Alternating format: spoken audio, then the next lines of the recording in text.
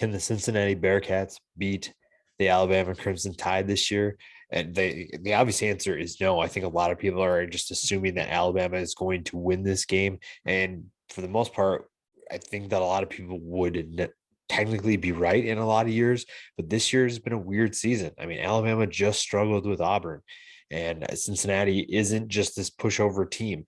So I think that while it might seem like an obvious no, that Cincinnati has no chance of beating Alabama. I think that you really have to think that given how the year has gone, Cincinnati does have a chance. Now, I'm not going to say that it's a great one, but Cincinnati still has a good chance. They have a good team. They have the players that are working really well together that are needed to win a playoff game. So I don't think that you can count Cincinnati out just yet. And today we're going to talk about what do they need to do in order to make that upset happen. So first, to me, there are three players that are key for Cincinnati. First one is obviously going to be Desmond Ridder. He's thrown for 3,000 yards, has 30 touchdowns on the year, rushed for 360 yards as well with 6 more touchdowns. Now, Desmond Ridder is going to play a huge role because not only is he the quarterback, but he is the mobile quarterback that has given Nick Saban teams troubles in the past. He has great speed, great long speed. He's elusive in the pocket, and he has the arm talent to make the throws that are necessary to pick up big first downs and to make big plays when you need them in clutch moments. We've seen that he is capable of doing these things, and that's why he is going to play a big role in if Cincinnati is going to pull off the upset. Number two, Darian Beavers, 6'4", 242-pound linebacker for the Bearcats, has had a phenomenal season. He's just one of many defenders that you have to worry about. This is a great Cincinnati defense. They can compete with anyone in the country. We saw what they did against Notre Dame. And yes, I know Alabama is Alabama, but this is a team that is capable of handling the physicality. Beavers is an example of that. Very good stopping the run. They can drop him back in coverage.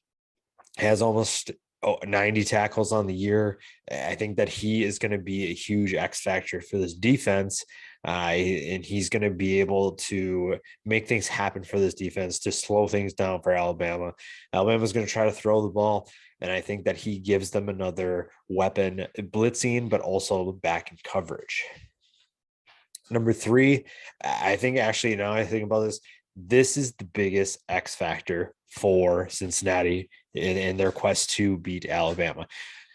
Everybody knows about Jamison Williams. Alabama's going to try to line Jamison Williams up in the slot all over the field, really, to try and create mismatches. Now, they're going to sometimes put him on the outside where he's going to go against Ahmad Gardner. He's going to go against Kobe Bryant.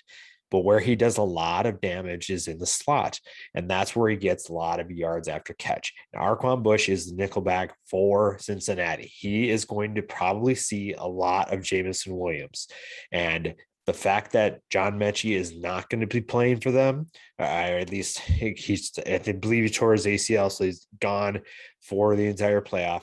Jamison Williams is the clear, definitive number one guy. That's not a secret, even if Mechie was there.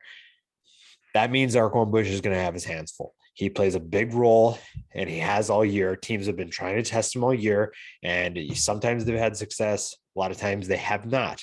This is the biggest test that he will face in his career. It's a huge test. It's going to determine whether or not Cincinnati is going to be able to slow down this Alabama passing attack.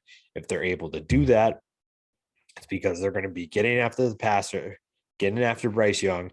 They're going to slow down Jamison Williams, and Arquon Bush is going to play a huge role in determining how effective or ineffective Alabama's passing attack is going to be. Matchups that I really am curious to watch. First one we talked about a little bit, Arquon Bush versus Jamison Williams.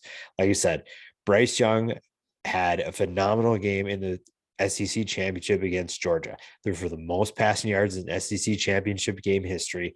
And Jamison Williams is a big factor in that passing game. He is very explosive. If you've seen his acceleration, you see what he can do when he gets the football in his hands. And busted coverage is not going to do Cincinnati any favors. They have to be able to contain Jamison Williams, whether that's with Bush or if they bracket him, if they double team him, whatever they need to do, chip him, send guys his way. you're going to have to let somebody else try to beat you. You can't let Jameson Williams get in the open field, and a guy like Arquon Bush plays a big role like we talked about. Next up, I think this one, maybe it's going to have an effect on the game. All of these are, but I'm just more curious about this from an NFL perspective. And that's Evan Neal versus Myjai Sanders. Myjai Sanders was on Bruce Feldman's freak list, Bruce Feldman of The Athletic, and Myjai Sanders is having a phenomenal year. Nobody has been able to block him. And Evan Neal is a freak in his own way at 6'7", 360 pounds. This is a matchup I'm very excited to watch. I think that's two heavyweights going against each other. Sanders is 6'5", so it's not like he's small. He's small compared to Evan Neal, but then again, so is everybody else. That's a matchup I'm really excited to watch. I think if Sanders is having his way with that offensive line and against Neal, then Cincinnati's going to be in really good hands. I think that's going to be a matchup we definitely have to watch. Big matchup for Cincinnati offensively. Their offensive line has been a question all year. Coming into the year, it's been one of those things. What can the offensive line do? Can they protect Desmond Ridder? Can they create running lanes for Jerome Ford? And that's going to be the case again this week. Alabama's defensive line features Will Anderson, arguably the best college football defender in the country, 27.5 tackles for loss, 15.5 sacks. Dude knows how to get in the backfield. Then you have Darian Mathis, DJ Dale, Byron Young. Alabama is still Alabama. And this is a Cincinnati team that if you had to ask the average fan, one person on Cincinnati's offensive line, they couldn't name a single one. So it's a bunch of, if you will, no-name guys. However, they play a big role in determining how effective this Cincinnati offense is. And really, that's where it's going to come down to is the two things is how can they limit those explosive plays on defense, and can they protect Desmond Ridder and create enough running room for Jerome Ford to make this happen? This is what all underdogs have to go through when they face a better team. They have to find ways to be effective because they don't recruit the same players. So you're going to have to find ways to gain advantages. And one of those things is going to be in the offensive line. Now, if you have to run screens or whatever, I think that Cincinnati isn't as physical as Alabama up front. So you have to figure out how are you going to make that work into your advantage instead of just like, well, we're not as good as them. Now it's a disadvantage. How do you make that happen? Moving on to keys to the game. We talked about explosive plays. You have to limit explosive plays if you're Cincinnati. If you let Jameson Williams go off on you, you're not going to be able to keep up. Cincinnati can score points, but Alabama is a much better offense when everything is going right. So limiting those explosive plays on defense is going to be huge. It's going to keep them in the game, and it's going to prevent Alabama from having a ton of success. And that might even get them frustrated, and that can create turnovers when frustration sets in. How do you create that frustration? You get after Bryce Young, whether it's Myjai Sanders, Darian Beavers, Curtis Brooks, you name it. This is a Cincinnati team. We don't talk about this enough. They are absolutely loaded on the defensive side of the ball. They have a ton of talent. They have good depth. They have the defense that can get after Bryce Young. They can create some turnovers. They can create some havoc. And if they're able to do that and give their offense more chances, then I like what Cincinnati can do in this game. The last one, don't let this defensive line of Alabama dominate. You have to contain Will Anderson. Mathis and Dale are going to be handfuls in their own right. You have to figure out a way to keep them at bay.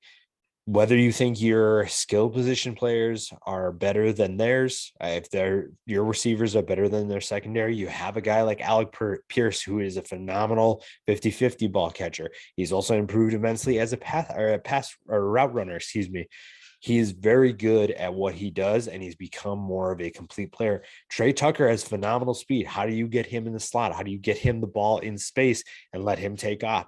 Alabama's fast, but yeah, Trey Tucker's got some wheels too. Then you look at the tight ends, Josh Wiley and Leonard Taylor. How do you get them involved in the football game? How do you get them the ball? How do you Taylor's 6'5", Josh Wiley's 6'3", 6'4". These are big guys that can be effective. You have to find ways to get them the football. Now, I'm not making a prediction today, but I'm just telling you that Cincinnati has a better chance than a lot of people give them credit for. Now, this could very well end up in an Alabama blowout. That's not like out of the question. And everybody's pretty much expecting Alabama to do that. But I'm telling you that the Cincinnati team, if they do everything right, if they're able to limit those explosive plays, they're effective on offense, this game is going to be close. And if it goes into the fourth quarter late in the game, then and it's still close, I really like Cincinnati's chances. I think that they are a team that's been tested all year. They've been through it together. They've worked to build chemistry. They're an experienced team, and if they're in it late in the game, then Alabama very well might be in trouble.